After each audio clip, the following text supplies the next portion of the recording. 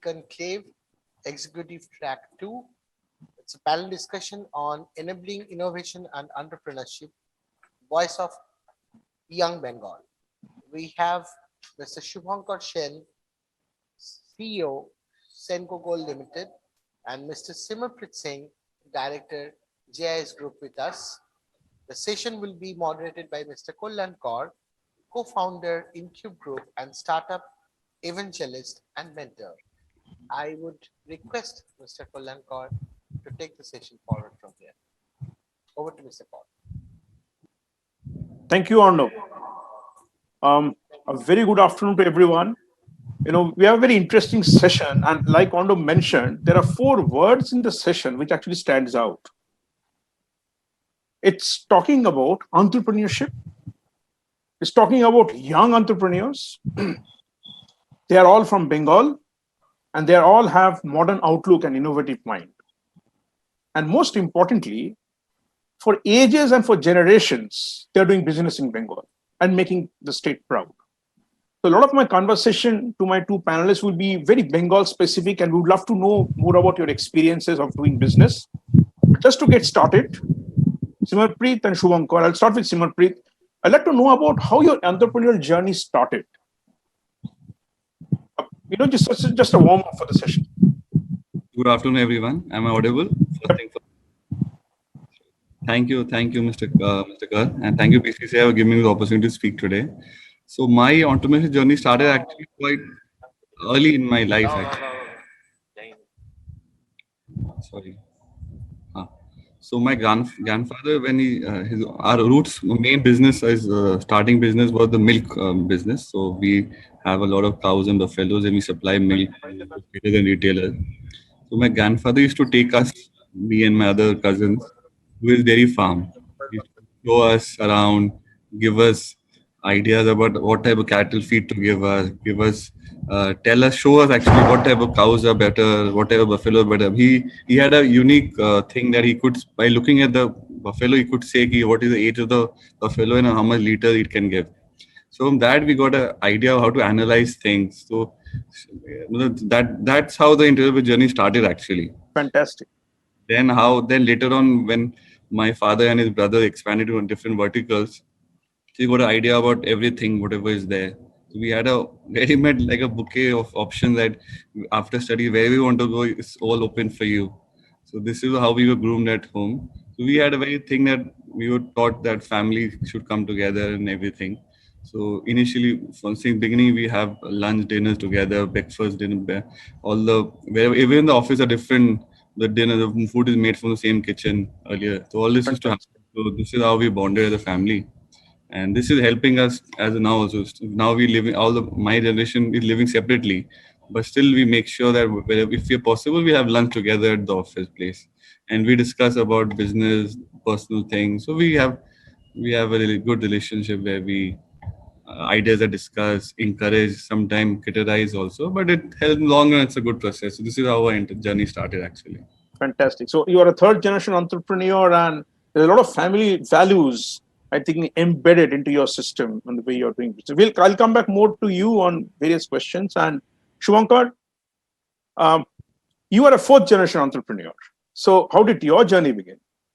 So, my journey, if I look back, from a very young age, my father was extremely hardworking man, trying to set up the brand and take it from a kind of a family-run business to a much larger scale and grow the business, make it much more professional, system-driven, process-driven. So at his time also, he was extremely forward-looking.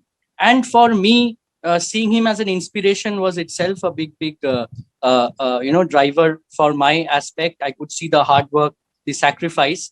And when I was in school, say class 7, 8, during summer holidays, a lot of time was spent at the store, interacting with the customers, interacting with the people, looking at the products. And from a very young age, my grandfather, grandmother, or the family was being the elder son. I have a younger sister. So, it was ingrained in our mind that, that it is such a legacy, it is a business, 3rd generation, 4th generation. and it is your responsibility to take care of the business, because that is your identity. So from a young age, so your education, even though I was a student of science, yeah, I ended up taking economics as a subject for graduation, is because it is somewhere in between science and commerce. And whole grooming from a young age Fantastic. was that finally the responsibility of business would be on your shoulders. So that's how Great, it happened. great. And so it was also taught to you that you need to be hands-on in your business, like you mentioned in the initial stage. So I think that's very important for our viewers. From both the entrepreneurs, we have come to know, one, of course, the family values, which is extremely important. And secondly, as an entrepreneur, you need to be hands-on. You need to understand the business at the grassroots level to really scale it up. So Shivankar, to continue with you, in the last 2 years, since 2020, we have been witnessing a tremendous disruption across the globe. And this pandemic has created havoc in our lives. So has that impacted your business, and how are you really overcoming that? So this pandemic, or this whole situation is a it's a transformation that is happening. We call it various names. We call it the new normal. We call it the great reset. There are so many terms that are being given to this current situation that is happening all over the world. And we all know, if we look at it from a business point of view and from an individual point of view, our thinking process, the way we look at things, the way we look at the world, the priorities that we have for us, and the principles of business, it's actually in a evolving stage. Absolutely. Yes, I would be wrong to say that the pandemic has not affected the business. In terms of growth, I think the priority in the last 2 years is has been more from two aspects. One is survival, that in this situation, not just from the health perspective, but from a commerce and a business perspective, that how do you survive through this challenging times. And the second is that, like every dark cloud has a silver lining. That's right. How much you as an entrepreneur, along with your team, your stakeholders, are being able to hold each other's hand, support each other, and overcome this kind of a crisis, and think innovatively and think differently, and prepare yourself, imagining that the future is going to be of a certain kind, and how do you evolve your business model, the way you have been doing business, your family, the way things have been happening for the last, say, 70 years, 60 years, 50 years. For the next 50 years, things will not be the same. So Absolutely. how much can you kind of understand the future and change yourself and change the business? So this has been, I think, the way to look at Wonderful. situation. Wonderful. They say that, you should prepare for the war or the time of peace, so that when the war knocks at the door, you are prepared for it. So you are already beginning to look, you're realizing that the business is getting transformed into a different way. And maybe the world and the new normal is going to be different, and you have to tackle that in your business strategies. Wonderful. Simanpreet, you are into a business of education where it has been extremely disrupted and impacted by this pandemic. You have so many campuses, so many thousands of students. So how are you coping up with this pandemic situation? Correct. So we were preparing for digital transformation since 2014-15. Actually, yeah. We were the first engineering institution in India to pioneer flipped learning and blended learning. So when the pandemic happened, we were I will say, little better prepared than the others to start the journey, because I still remember 16 of March announcement came that Bengal will be shut, and 18 morning we did a meeting, and 19 we rolled out the entire process for initially 6 months, 3 to 6 months. Then so we as you said, we started preparing for digital transformation much before the pandemic happened, but no one knew that overnight we'll have to do something That's extra. right. That's right. We were preparing, and we think the pandemic as a blessing in disguise, that what we wanted to do, we were trying to push hard, slowly it has happened. Now everyone accepted it, even the teachers, parents, students, everyone accepted it. It's easy for us, what our plans were originally, to execute in the future. And there are two factors, like what factors we could control, we have done it. There are some factors that we cannot control, like if class 12 examination does not happen, our entire process gets disrupted. So this, we cannot do anything about that. So we just focus on things that we can control, and rest exterior factor, whatever True. has to happen, it will happen. And one thing I wanted to say that our family, father, they were all very protective of the money. They're very conservative with the spending, and they said we should always save up some money for emergency. And this, Absolutely. because of that habit, we had a reserve that we could utilize in the pandemic period when everything was haywire.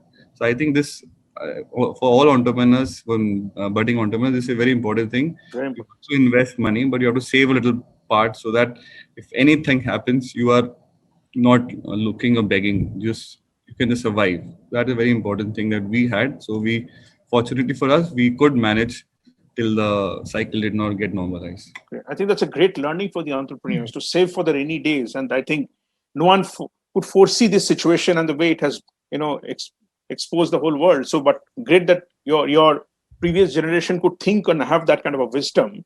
Now, Simarpit, are you seeing a transformation in this education industry because of this pandemic? Are you seeing things changing forever for future? I think we have. We definitely think since the last 2 years we are sitting at home. So once things get normalized, no one will feel like going out.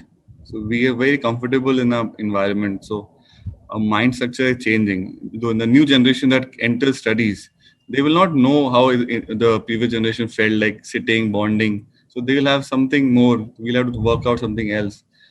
Initially it will take time, but eventually we'll have to go for a hybrid model wherein some classes are online, permanently online, and only for practicals or other exercise, group discussion, and other personality development, they'll come to the campus.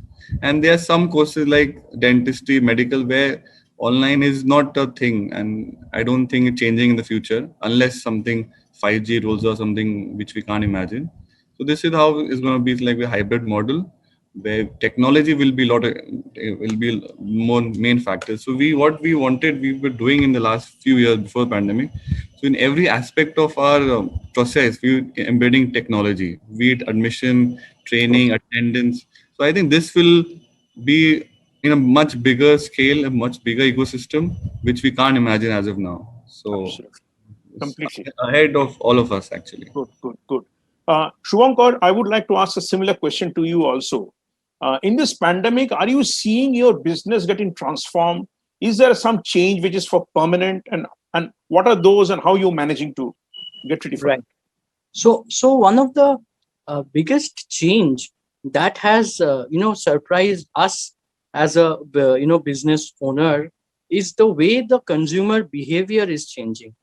You know, the way Simarpreet is saying that, over in the last 4 or 5 years, I think all businesses have been adopting technology, be it in terms of ERP, backend. We all knew how customer experience would become easier, and operational efficiency can become, we can ensure that we control our wastages, our leakages, and become much more lean. However, the consumer behavior, what we have done in the last 1.5 years is we are seeing customers buying jewelry online, not just as an e-commerce, but buying wedding jewelry or any form of jewelry over video calling. Right. Wow, that's a So huge change of habit. That's a huge change it of is a habit. change of habit. There is an element of trust for sure that you are Absolutely. buying a product, just seeing the image, not a static image, but a moving image. That is number one. Number two is conversations, the way we are doing a panel discussion. Similar such discussions with families, with buyers, the bride or the end user could be sitting in any city. The mother or father could be in another city. Our salespeople from say one city showing jewelry to you. If you do not like the jewelry, you can actually travel to another store in some other location, not just in that city, but some other city.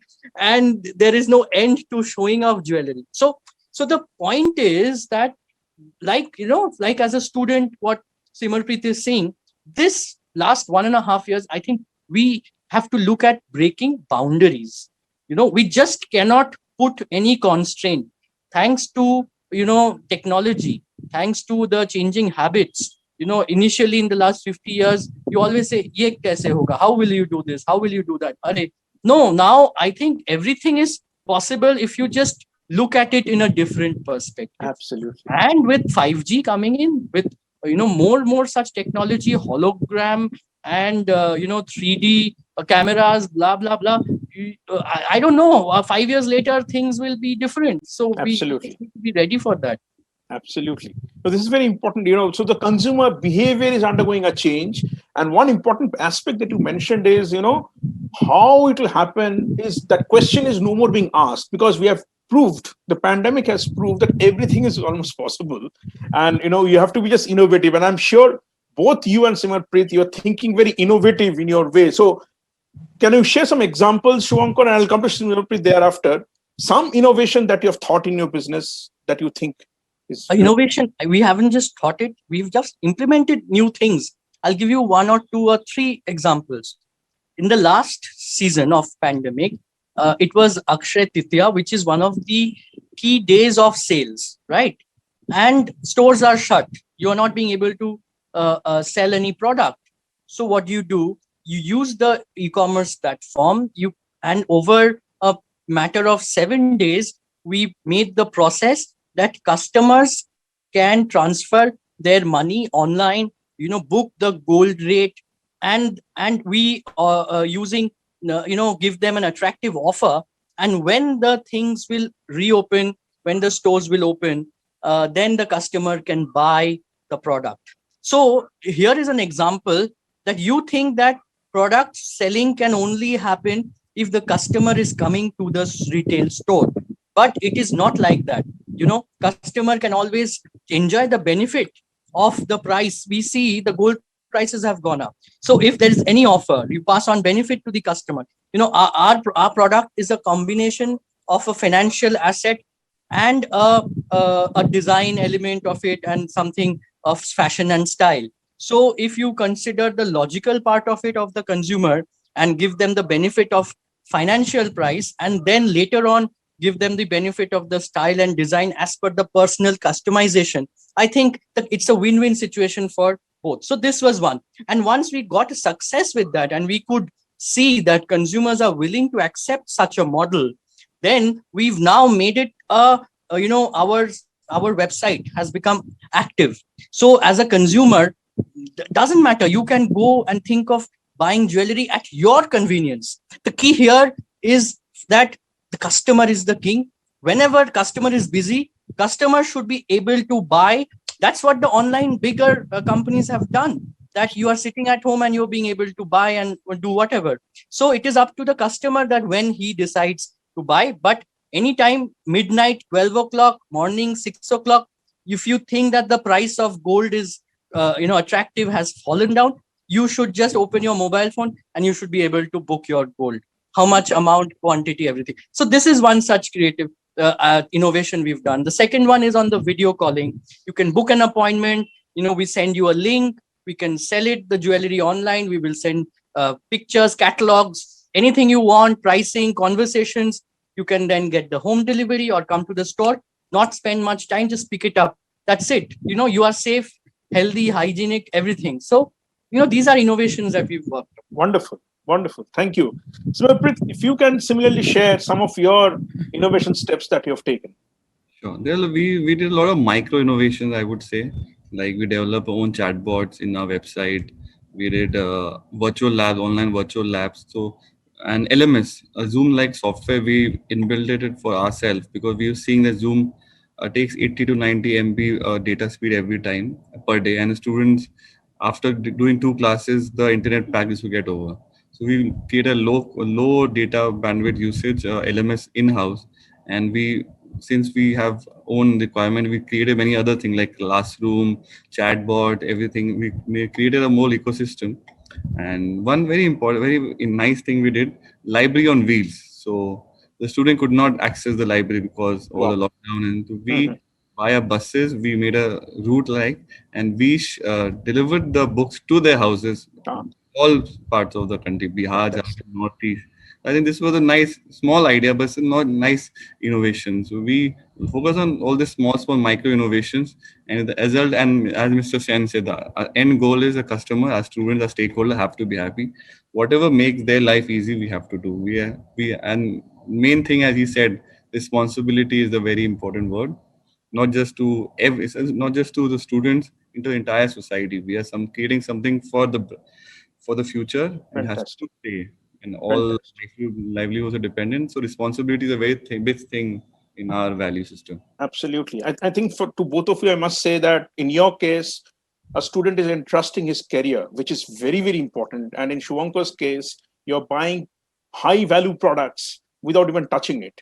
So the element of trust and credibility is very, very important. And the both of you have been, and your organization have been able to establish that fact. And that's very, very important. That's a tremendous thing that you guys have done over the years. And in case the viewers are wondering as to how they have been so innovative, let me remind all of you, Simanpreet is a chartered accountant and Shubhankar is an MBA. So they're highly educated people, they're intelligent, they're hands-on, and they're entrepreneurs. So we see the results on the ground.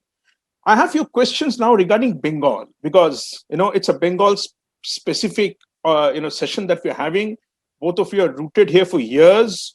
Your clientele largely, the Bengalis love education, they love jewelry. So they are mostly, all local people. So Simanpreet, how has been your experience of doing business in Bengal?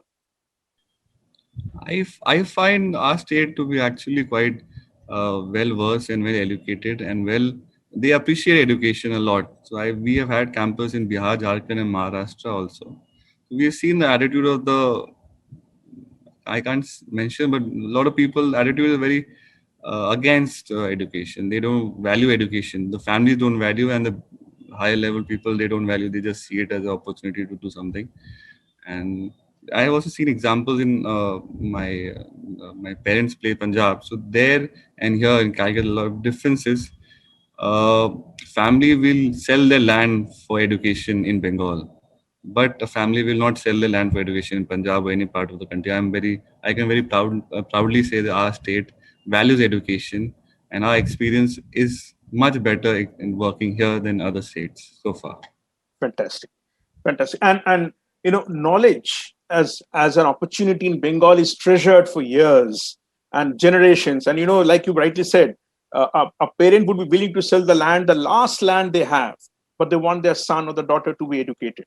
And you are seeing that across, amongst all your students, and you're seeing that as in our DNA, it's happening.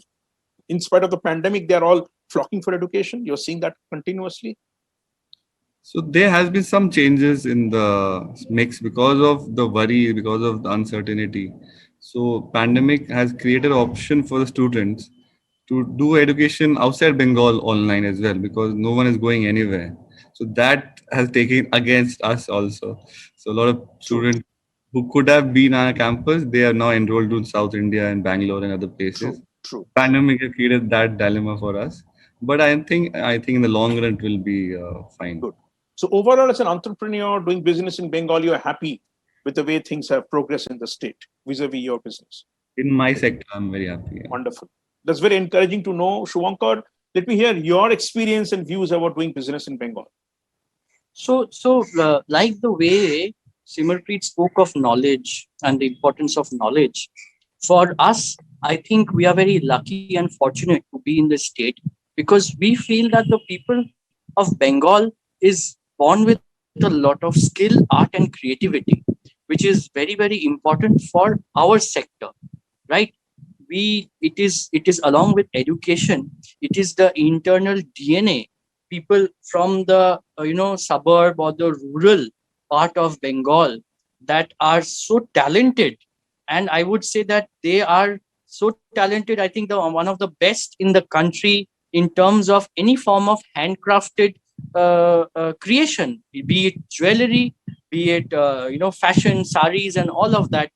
Bengal is the destination, and there is a lot of respect in the country for that skill, the art, and the creativity that is there in the people of Bengal. That is number one. Number two, yes, our land, is blessed with lot of fertility. So people are able to enjoy the basic benefits of life in this particular state along with their work, and whatever negative propaganda or the negative thinking for the people of Bengal is that that there is the work culture or all of that. I think with the changing times, with the new generation, with the internet, the aspiration of the Bengal population is growing. They are being able to see that what the world demands. And along with that, the values, the traditions, and the culture of Bengal, putting all together, I think that the brain of the Bengali, not just Bengali in the sense of Bengali, but the people of Bengal, there is a lot of positivity, and there's a lot of respect, and it is a changing thing. So for us, at least for our sector, all over the country, all over the world, people respect, and I think it's a great experience. It is only up to us, the young generation, how we can provide employment, how we can provide a direction to the younger generation. The past, the history, what has happened, that Very is good. gone. There is True. no point in looking at thinking about it. But what we need to look at is provide platforms, provide opportunities, and as entrepreneurs, we can provide a direction, we can guide the younger generation of Bengal and tell them that these are your strengths. So let us work towards making, Bengal a better place to do business for development of economics. That is how I think the potential is huge. The experience is great. Now the direction is what is all needed. Fantastic. Both of you have articulated so well, and we are nearing to the end of the session. But I have one of my pet question, which even I see audiences are asking. I will ask that question to both Simarpreet and to Shuvankar. Simarpreet, let me go to you first. So, what is your message to the young entrepreneurs of Bengal? My only message is a lot of opportunity here. Since a lot of people are not here, the market is huge for all of us to enter. And don't go by the mindset that Bengal is behind and everything. So just focus on the present. Rest, whatever has to happen will happen. And since many people are not here, the market is huge to tap into.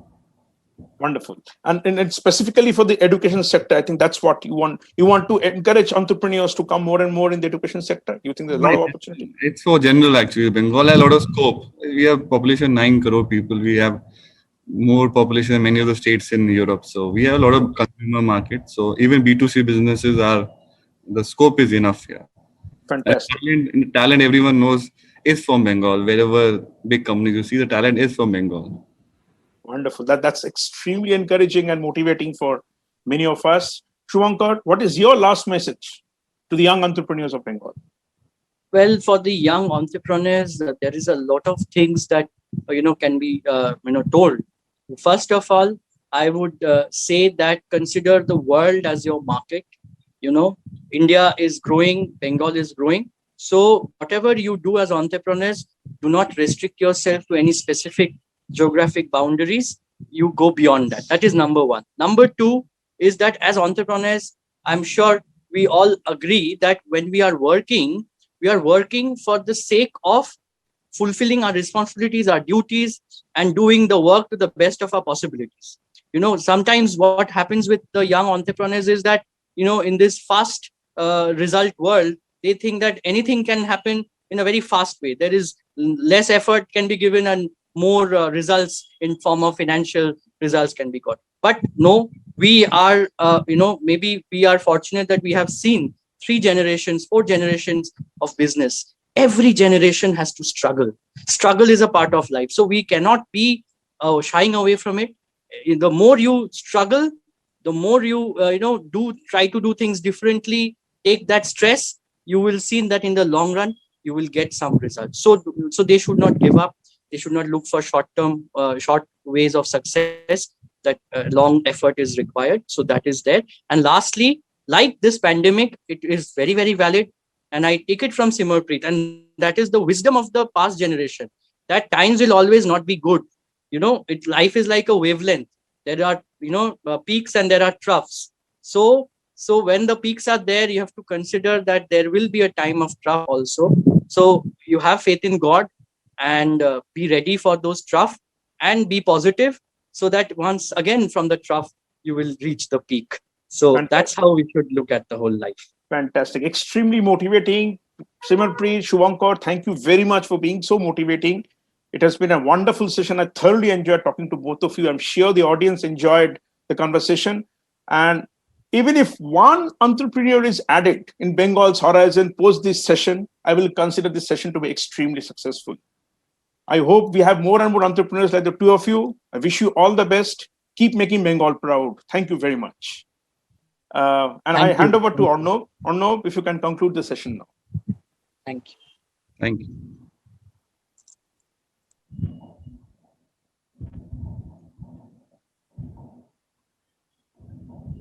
Director JIS Group, the Voice of Young Bengal. And we had a wonderful session with moderated by Mr. Kollan Kaur. I'm really grateful to all of them. With this, we will conclude this session. The panel discussion on enabling innovation and entrepreneurship, Voice of Young Bengal. Uh, and in the next session, which will start exactly after 5 minutes, we are already having our Mr. R.C. Bhargava, IAS, Chairman Maruti Suzuki India Limited with us, and Dr. Shiladitya Chatterjee, Member of Economic Affairs Committee, Bengal Chamber of Commerce, and former member of Indian Administrative Service and Asian Development Bank. So stay tuned. We'll be back in 5 minutes. With this, we conclude this session. The next session, the interactive session with the speech we will hear from Mr. R.C. Bhargava. Please wait for that. In 5 minutes, we'll go and come back live again. Thank you. Thank you all. Thank you, sir.